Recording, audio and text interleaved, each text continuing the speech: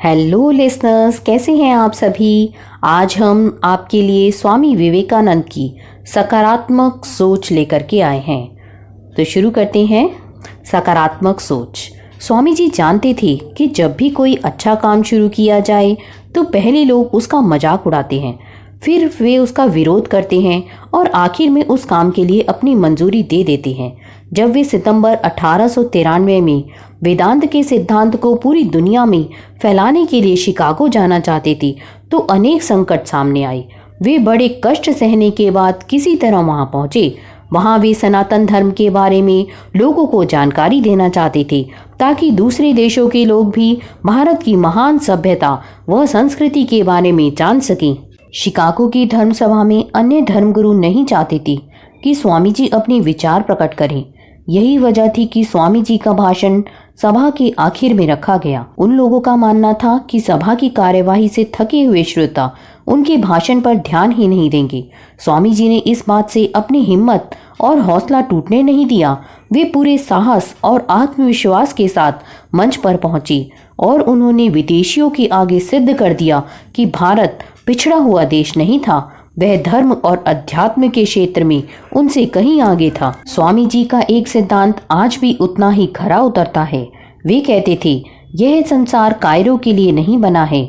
किसी भी काम की सफलता या असफलता की चिंता किए बिना उसे लगातार पूरी लगन के साथ करते रहना चाहिए।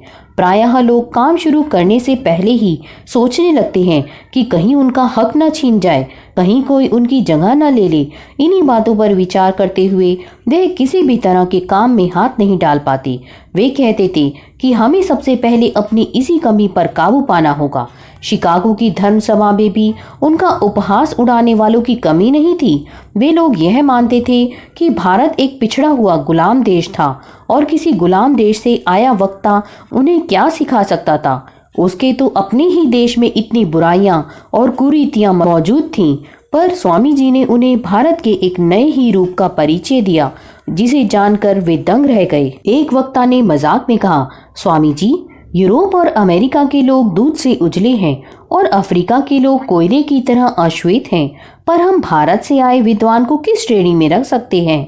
स्वामी जी ने उत्तर दिया, भोजन बनाते समय चपाती सफेद रहने पर कच्ची कहलाती है और काली पड़ने पर जली हुई कही जाती है।